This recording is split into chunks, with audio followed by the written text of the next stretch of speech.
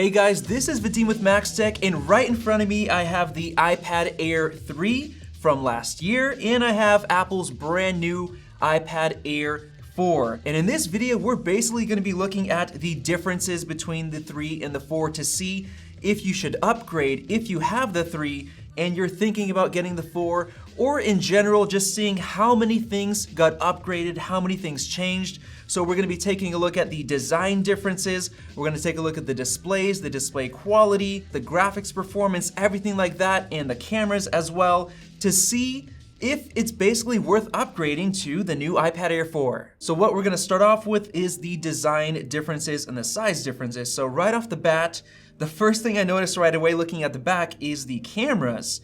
You can see that the camera bump on the Air 4 is massive. I mean, this is coming from the camera from the iPad Pro, a much larger sensor and camera, and we're actually going to be going into a camera comparison later on in this video. Apart from that, you can see that the microphone on the 4 is actually quite a bit larger than the one on the Air 3 that's right over there, so we are going to be testing the microphone quality as well. Now, the absolute best part of the Air 4 is the new modern design with flat sides and a flat back, as you can see right here. The Air 3 had the classic chamfer design, so it rounded into the corners, but the Air takes on the design from the iPad Pro. So we have nice flat edges, flat sides, just like the new iPhone 12 lineup, and this honestly just feels so much more premium and modern. Now, another difference is the size. Because the iPad Air, the new one, gets a new aspect ratio, which we're gonna talk about in just a minute, it actually is a little bit wider than the iPad Air 3, and it's also not as tall. So the Air 3 actually ends up being a little bit taller than the new iPad Air. One thing I really love about the new flat design on the iPad Air 4 is that the buttons are much easier to press, because on the iPad Air 3, they're kind of hidden behind those chamfered edges, so they're much harder to press compared to the new iPad Air. Now, one of the standout new features of the Air 4 is the new Touch ID power button. So you have Touch ID built into this power button, which is a really cool feature, and we're actually going to be comparing Touch ID between these two in just a moment. But first, I want to mention that the new Air 4 does not get a headphone jack, because I don't know, Apple just likes getting rid of it. And even though it seems like the iPad Air 4 is thinner, they're actually the exact same 6.1 millimeters thick. So yeah, no headphone jack. Now, finishing up with a couple more differences, the Air 4 has the smart connector on the back, and it's actually a little bit larger than the classic location of the smart connector on the Air 3 like we had before. And one of the great improvements is the USB-C port on the iPad Air 4. That is a huge deal because the Lightning port is so limiting in terms of connecting accessories and supplying power to those accessories, so that's really nice. Now, one of my absolute favorite features of the Air 4 is that you get speaker grills, not only on the bottom like you get with the Air 3, but you also get them on the top. So that gives you landscape stereo speaker quality, which is gonna help for everything from watching movies, Netflix, YouTube, whatever, or gaming, hearing footsteps around you. So that's definitely a nice plus, and we're gonna get into the speaker comparison in just a couple of minutes. Now, finally moving on to the front, here is where we see the biggest differences.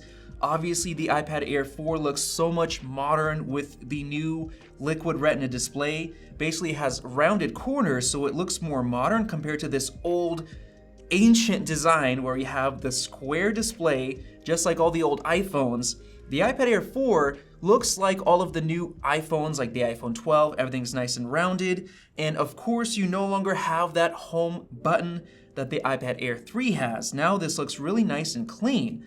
But the new Air does not have Face ID like the Pro. It has Touch ID on the top compared to Touch ID here. So comparing them, honestly, I kind of like the old Touch ID, because if it's laying down like this, you can use your index finger very easily, open it up like that. Or if you're holding the Air 3, use your thumb, and you can set different fingerprints in the settings. Compared to the Air 4, you kind of have to reach up top, and it's a little bit annoying. It's not as convenient of a location, and like, you kind of have to use your index finger. It's kind of annoying. Now, one of the main advantages of having a power button Touch ID is that you can authenticate and unlock your iPad at the same time, just like that. But the Air 3 had it as well, just with the home button. Just like that. But honestly, the Air 3 works better because you have more surface area on that round Touch ID sensor compared to the slim power button, which doesn't work as often, which really sucks. Now, getting into comparing the display quality itself, the iPad Air 4 has a 10.9-inch display compared to 10.5, but the quality is actually very similar. But one benefit that I am noticing with the new display is that reflectivity isn't as big of an issue. As you guys can see from that top-down camera, the new iPad Air 4 is less reflective and the display looks a little bit more black or a deeper black compared to the Air 3, so that's definitely nice. Now, comparing the maximum brightness between these two, they're both rated at the same 500 nits, and looking from the top, they both look equally as bright, but I did turn off True Tone on both of these, and the new iPad Air looks to have a much cooler display. It looks more blue compared to the iPad Air 3, which is very interesting. And when I look at it from different angles, I honestly think that the old iPad Air 3 has better viewing angles than the iPad Air 4, which is pretty interesting. So I guess that's one of the downsides by going with the new rounded corner display. Now, comparing the display quality, they both support P3 wide color gamut, and they're both using LCD panels, so they're not OLED, but what's really cool is that in YouTube, they both now support 4K 60, which is really great. Looking from the top cam, they both look really good, but I am noticing that you're getting more surface area on the new iPad Air 4, and that's because we're getting rid of the home button, so the display is actually a little bit wider when you're in landscape mode, so you're getting a larger image or picture from YouTube, and you're getting smaller black bars on the top and bottom, so that's really nice. But as far as the color reproduction and things like that, I'm not really noticing any differences here. Now let's get into the speaker comparison. Now before we begin, I want to remind you guys that the Air 4 has speakers on the left and the right when you're in landscape, but the Air 3 only has them on the right side, so you guys won't be able to hear that difference because we're using a mono microphone, but keep that in mind and let's get started.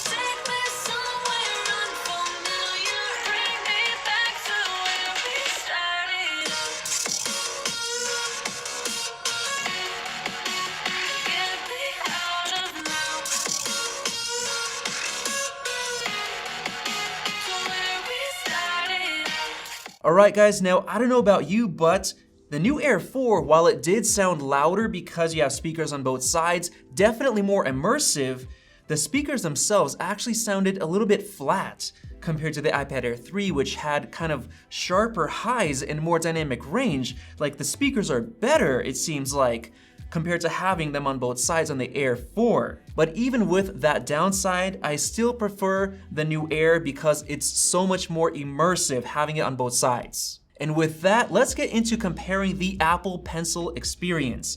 The Air 3 supports the original Apple Pencil. It uses the really weird way of charging where you plug it into the bottom, into the lightning port. It's really annoying, it really sucks. This is how you pair and charge. I really don't like it, but the new Air 4 has the second generation Apple Pencil, which uses the wireless charger on the side. It magnetically snaps into place, it pairs like this, it charges like this. So much better of an experience compared to the original Apple Pencil. And comparing the pencils themselves, the new one has a matte feel, and I honestly like it so much better. It's a little bit smaller and it just feels more compact and better in your hand compared to the old, longer, glossy finish. Now, the new one also has a double tap gesture, so you just double tap like this on the edge, and you could do things like switch between tools, zoom in, zoom out in documents and stuff like that. So definitely the better Apple Pencil. It's actually $130 compared to $100. That's the only downside, but I'd say that it's definitely worth it. Now let's get into comparing the cameras, starting with the selfie cams. They both actually use 7 megapixel sensors, so you could do 1080p video, and just let me know which one of these selfies looks better to you. And of course, on the rear, the Air 4 has a much larger camera from the iPad Pro. It's actually 12 megapixels compared to 8 on the iPad Air 3, and that basically gives it sharper photos and it allows it to shoot at 4K 60, whereas the iPad Air 3 cannot do that, so that's definitely a nice advantage. Now getting into comparing the webcams and the microphone quality, this is the audio quality on the iPad Air 3. And this is the microphone quality on the iPad Air 4. Let me know which one is better down below, and I'm actually noticing that this one looks way more cropped in, which is really weird, but I did have a couple of options to shoot in 1080p 60 FPS where I didn't have those options on the Air 3, so that's kind of nice. Now finally getting into the performance comparison, the Air 3 has the A12 Bionic chip compared to the A14 Bionic on the Air 4, so that's 2 generations newer. On top of that, you also get 4 gigabytes of RAM with the Air 4 compared to 3 with the old Air, so that's also a nice jump up for multitasking and things like that. But let's go ahead and jump into the CPU comparison. All right, we have our scores back, and wow, this is just insane. In terms of the single core test, we're getting 42% faster performance compared to the Air 3, which is incredible. This is actually the highest single core score we've seen on any computer out there. And in terms of the multi-core, it's actually 50% more multi-core performance. This is a massive jump going from one generation from the Air 3 to the Air 4. It's incredible. And now, of course, let's get into that graphics test. This difference right here, I was not expecting. That is just insanity. We're getting well over twice the graphics performance on the new iPad Air 4. And this is actually the best score we've had on any iPhone, any iPad, even the iPad Pro. This beats the iPad Pro in graphics performance. It's just incredible, so wow. Now the only downside with this level of performance is that the A14 chip has been known to get worse battery life because of the crazy graphics performance. It ends up draining the battery, so you might actually get less battery life than the iPad Air 3 when you're playing games and stuff like that. Now the final thing I want to cover before we get into our conclusion on if it's worth upgrading to the iPad Air 4 is keyboard case support. Because of the new design, the iPad Air 4 supports the Magic keyboard case that we got on the iPad Pro. Now I love this. I personally think it's the best keyboard case ever because of this unique floating hinge design, and we also have a pass-through USB-C charging port on the side, which you basically don't get on any other keyboard case. Now for the iPad Air 3, you get more traditional keyboard cases like the Logitech Combo Touch, which supports the 10.2-inch iPad and this iPad Air 3. Now what's nice about this is that you have a detachable keyboard, and of course you also have the trackpad, which is really nice as well. The benefit with this one is that it's a lot cheaper. It's $150 compared to $300 for the Magic Keyboard, but this is the most premium keyboard case because the keys themselves feel much, much better, maybe even better than an actual MacBook. And the trackpad is also excellent because it uses this unique design that gives you even clicking all the way around the trackpad compared to this traditional diving board design, which makes it really hard to click at the top or maybe even in the center, with it being easy at the bottom. So in general, you're paying more money, but you're getting the best keyboard case ever. However, you also get the option of the Logitech Folio Touch, which is $160 on the new iPad Air, and that one is excellent as well, and it comes with a row of function keys, so it's really nice. And now let's finally finish with the conclusion, and I'd say that the iPad Air 4, it isn't really worth upgrading from the Air 3, honestly. It does get the new design, which is really nice, and it does support that Magic Keyboard case, but the biggest downside is that you don't have 120 Hz ProMotion technology, because you're getting all of that power, but you can't really use it to the full potential because you don't unlock 120 FPS games. And with the A12 chip on the iPad Air 3, it plays a lot of the games just as smooth as the iPad Air, so you're not really taking advantage of all of that power unless you're doing things like video editing or playing extremely tough to play games, maybe like Genshin Impact or something like that. Now the 4 gigs of RAM compared to 3 is definitely nice, but it's not that big of a deal, it's not that big of a change.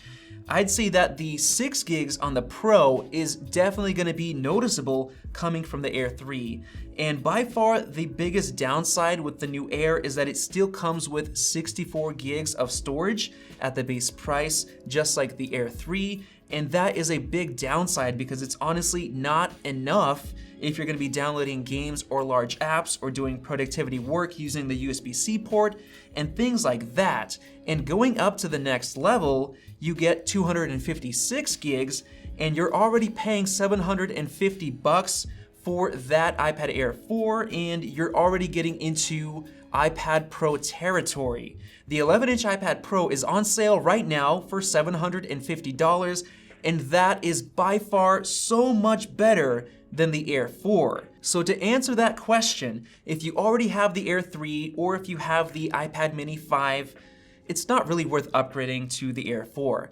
But if this is your first iPad and you don't want to spend crazy amounts of money, around $800, $750, this is actually a great first-time iPad because this design is going to be sticking around for years, and it matches up to the design of the iPhone 12, and that's very important if you want to feel like you have a nice and modern iPad. But with all of that said, I would highly recommend that you guys watch our iPad Air 4 versus iPad Pro comparison video because there are just so many differences, and the Pro is just so much better in so many different ways, like the speakers, the microphones, the displays. Definitely watch that video right over there. And if you guys enjoyed this comparison, click that circle above to subscribe. Thank you guys for watching, and we'll see you in the next video.